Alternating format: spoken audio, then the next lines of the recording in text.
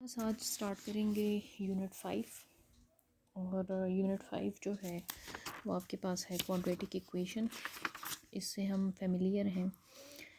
कुछ क्वेश्चंस हमने इसके अकॉर्डिंग सॉल्व किए हैं। ठीक है, स्टार्ट लेते हैं एक्सरसाइज 5.1 और क्वेश्चन नंबर है इसका 1।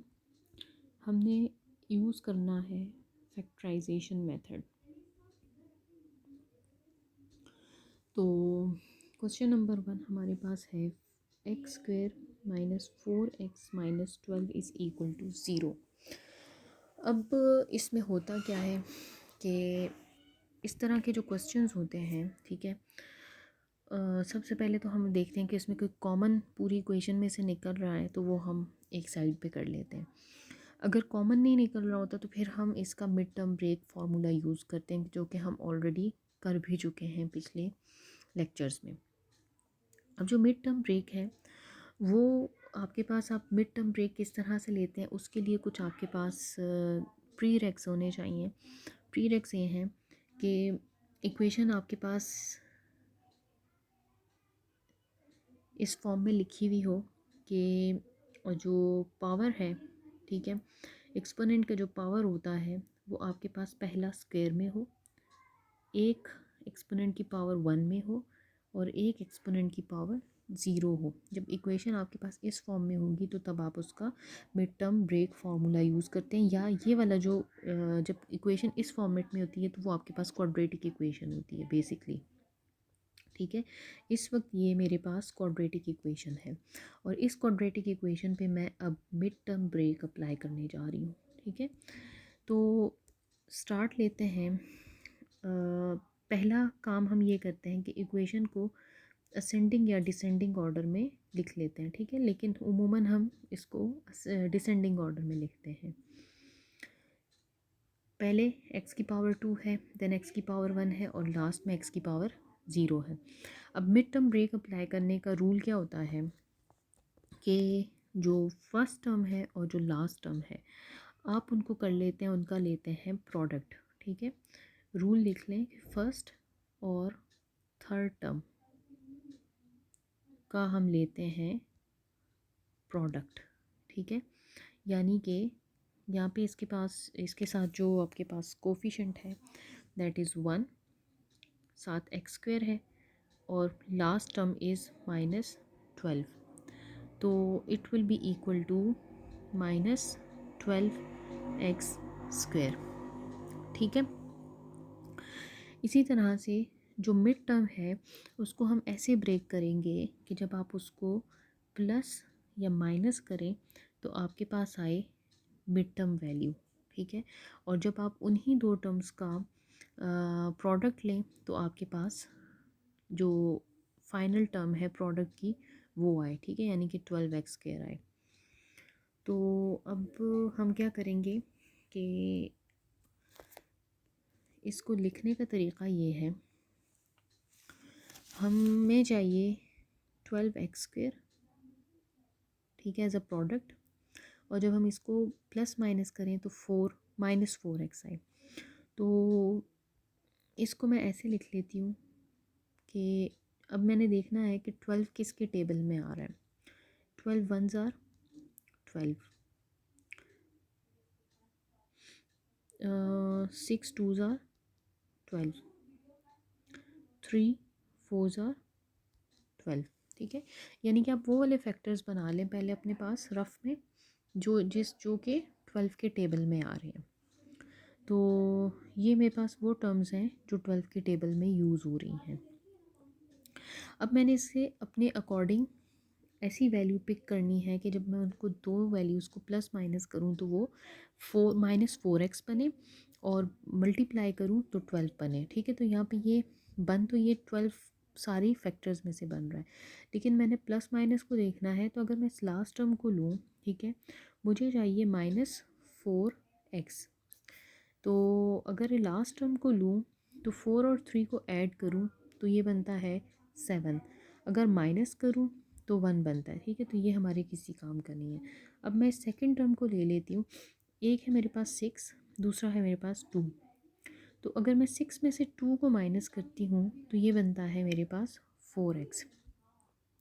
इसी तरह से अगर लेकिन मुझे चाहिए यहाँ पे -4x, ठीक है। तो मैं क्या करूँगी कि इसको ले लेती हूँ माइनस और इसको ले लेती हूँ प्लस, ताकि साइन मेरे पास बड़े वाले का आए। तो it will be equal to -4x। तो अब मैं इस टर्म को उठा के यहाँ पुट कर देती हूँ, ठीक है। और ये 1x² एज इट इज़ आ जाएगा, -6x प्लस 2x माइनस, ठीक है। अब यहाँ देखें, यहाँ पे भी मैंने x पुट किया, यहाँ पे भी x पुट किया। जब मैं इनको ऐड करूँगी तो वो x ही बनेगा, लेकिन जब मैं इनको मल्टीप्लाई करूँगी, x और x की पावर्स को मल्टीप्लाई करूँगी, तो रूल ये होता है कि जब सेम बेस होती है तो इनकी पावर्स आपस में ऐड हो जाती हैं, तो इट विल बिकम 12x²। और यहाँ पर आ जाएगा मेरे पास ये आ गया मेरे पास 12, ठीक है। अब इन दो को मैं कर लेती हूँ स्प्लिट इन 2 पार्ट्स। यहाँ से फर्स्ट ब्रैकेट में से मेरे पास आ रहा है x कॉमन, पीछे बच जाएगा x -6। दूसरे में से मैं ले लेती हूँ 2x -6 और ये equal to 0 as it is आ जाएगा। अब इनको x -6 को कॉमन ले लें और x + 2 को अलग से लिख लें। अब ये दोनों इक्वल टू 0 हैं, तो एक बार मैं x + 2 इक्वल टू 0 कर देती हूँ और एक बार x -6 इक्वल टू 0 कर देती हूँ। मैंने x की वैल्यू फाइंड करनी है, तो x की वैल्यू आ जाएगी -2 और x की वैल्यू आ जाएगी 6। तो सॉल्यूशन सेट मेरे पास बनेगा -2 एंड 6 और ये इसका आ जाएगा आंसर। अब सारे क्वेश्चंस हमने क्वेश्चन नंबर 13 तक इसी तरह से सॉल्व करने हैं। नेक्स्ट क्वेश्चन है क्वेश्चन नंबर 3, और क्वेश्चन नंबर 3 लिख लेते हैं। x² is equal to 8 - 7x। इसका सोल्यूशन लिखते हैं। तो पहले तो मैं इसको क्वाड्रेटिक इक्वेशन में लिखूंगी, इनको एक तरफ ले आऊँगी इक्वल के, तो साइंस चेंज हो जाएंगे। +7x is equal to 0। अब मैं इसको क्वाड्रेटिक इक्वेशन के रूल पे अप्लाई करती हूँ। तो पहले x की पावर 2, फिर x की पावर 1, फिर x की पावर 0।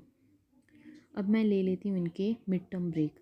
मुझे चाहिए -8x² मेरे पास मल्टीप्लाई हो के आए और 7x जो है वो मेरे पास आए प्लस या माइनस हो गए।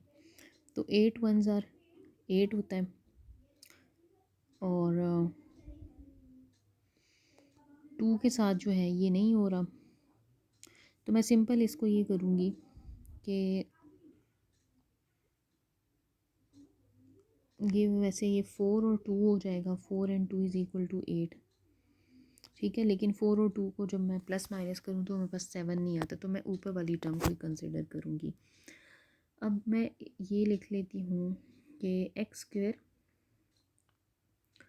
+ 8x - x यानी कि -1x - 8 इक्वल्स टू 0, ठीक है। ये आपका रफ वर्क होगा। अब इन दोनों के पेयर्स बना लेती हूँ। तो यहाँ से ले लेती हूँ x कॉमन, ये x + 8 हो जाएगा। -1 को कॉमन ले लेती हूँ तो ये हो जाएगा x + 8।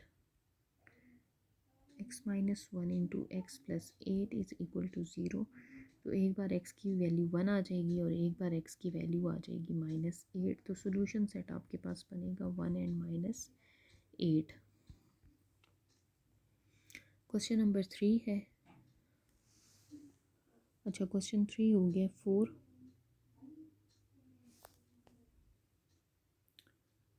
है जी 5x x² + 6। तो ये इसको पहले इक्वेशन की एक साइड पे लिख लेती हूँ, बेशक 5x को उधर ले जाएं या वो दूसरे वैल्यूज़ को इधर ले आएं, बल्कि 5x को ही ले जाते हैं, ठीक है। ये सिंगल वैल्यू तो इसी को कर लेते हैं। x² + 6 है और जब 5x उधर जाएगा तो ये हो जाएगा -5x और ये हो जाएगा 0। अब इसको एक ऑर्डर में लिख लें। अब हम इस पे अप्लाई करते हैं मिड टर्म ब्रेक। तो मिड टर्म ब्रेक के लिए मुझे चाहिए बेसिकली 6x² प्रोडक्ट में और -5x मुझे चाहिए प्लस माइनस करने से। तो 1 6 6 होता है, 2 3 6 होता है, 3 2 6 होता है और 6 1। ठीक है, यानी कि ये वही बन रहा है। तो अब मैं क्या करूँगी कि अगर मैं 3 और 2 को ले लूँ तो इनको मैं प्लस माइनस करूँ तो -3 और -2 होता है -5x। तो इसी को कंसिडर करके हम यहाँ पे ले लेते हैं x² -3x -2x प्लस 6 = 0। तो इनके जब पेयर्स बनाएंगे तो इसमें से x कॉमन आ जाएगा, x -3, और यहाँ से मैं ले लेती हूँ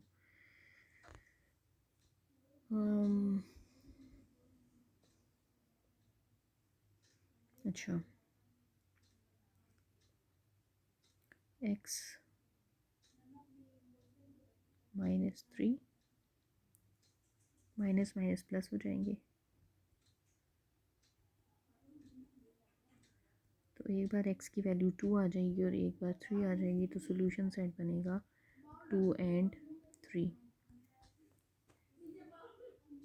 क्वेश्चन नंबर है नेक्स्ट 5। 3x²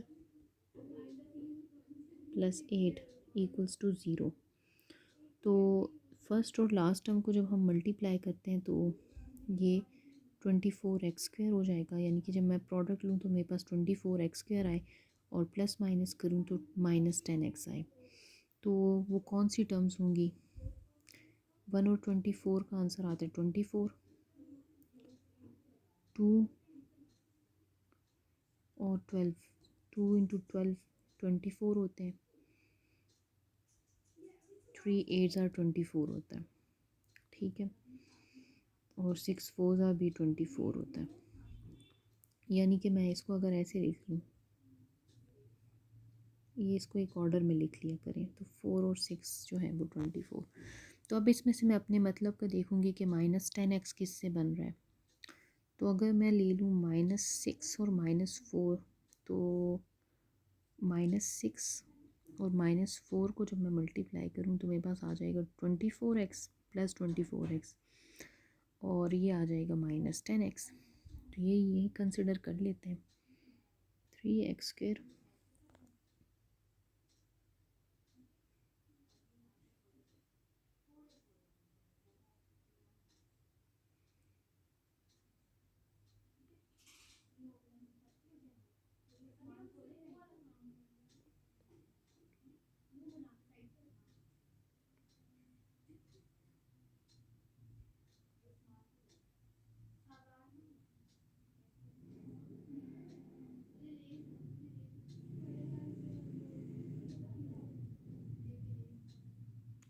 यहाँ से x की वैल्यू ले लेंगे तो वो आ जाएगी 4/3 और x की वैल्यू आ जाएगी 2। तो सॉल्यूशन सेट आपके पास बन रहा है 4/3 एंड 2। क्वेश्चन नंबर है 7।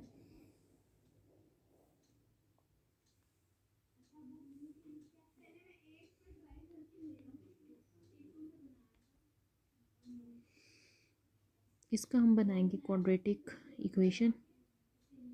तो अगर मैं क्रॉस मल्टीप्लाई कर लूँ इनको तो ये हो जाएंगे 3 और 4 मल्टीप्लाई हो जाएंगे और ब्रैकेट वाली टर्म्स मल्टीप्लाई हो जाएंगी। 4 और 3 12 होते हैं। ये बन गई क्वाड्रेटिक इक्वेशन। अब ले लेते हैं इसका हम सेट।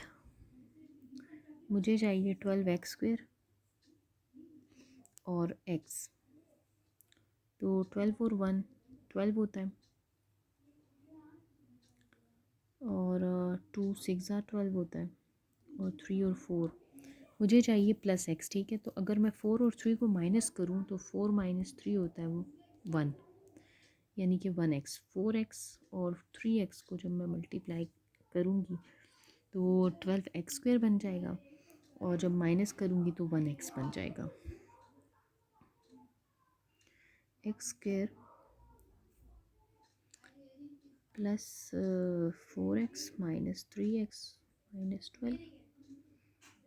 तो इनकी जब पेयर्स बनाऊँगी x प्लस 4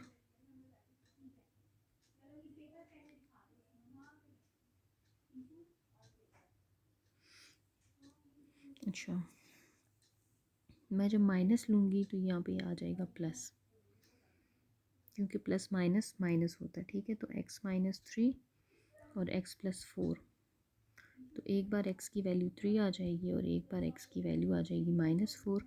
तो सोल्यूशन सेट बनेगा 3 और माइनस 4 का, और ये इसका आ जाएगा आंसर। क्वेश्चन नंबर है 12,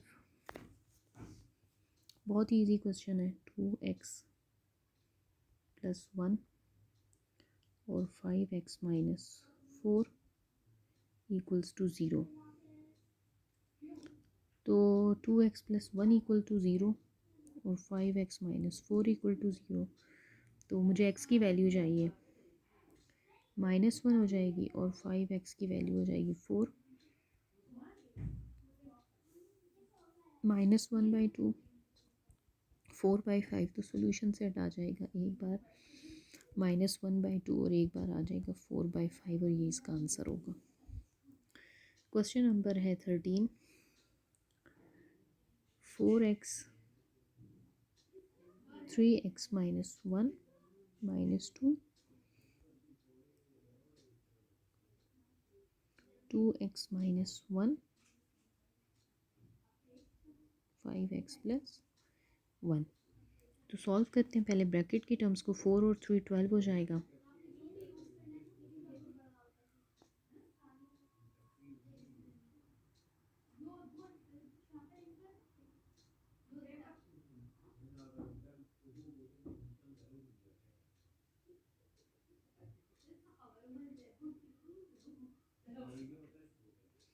ठीक है, 5 2 10, 2x प्लस प्लस माइनस होता है माइनस। ठीक है, यानी कि ये इसके साथ जब -1, ठीक है। अब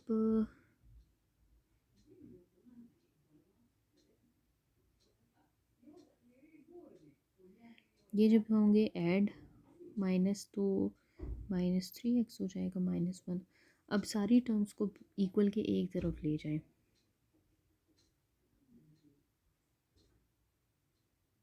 तो साइंस चेंज हो जाएंगे और ये इक्वल टू 0 हो जाएगा।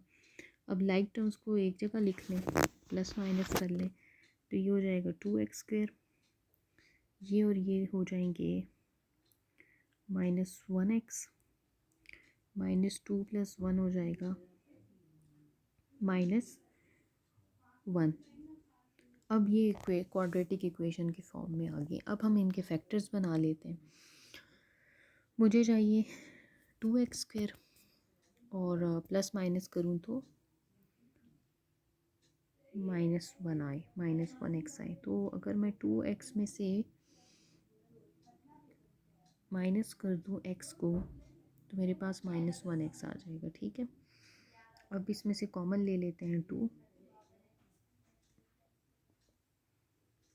x माइनस, अगर मैं इसमें से 2x कॉमन ले लेती हूँ तो ये फिर मेरे पास x-1 कॉमन आएगा। यहाँ से 1 कॉमन ले लेती हूँ तो x-1 एज इट इज़ आ जाएगा,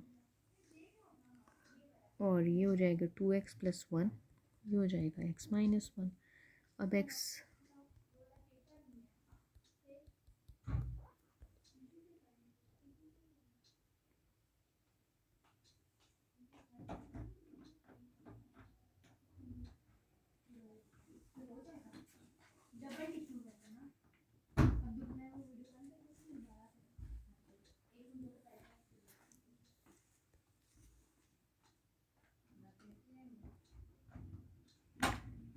= -1/2,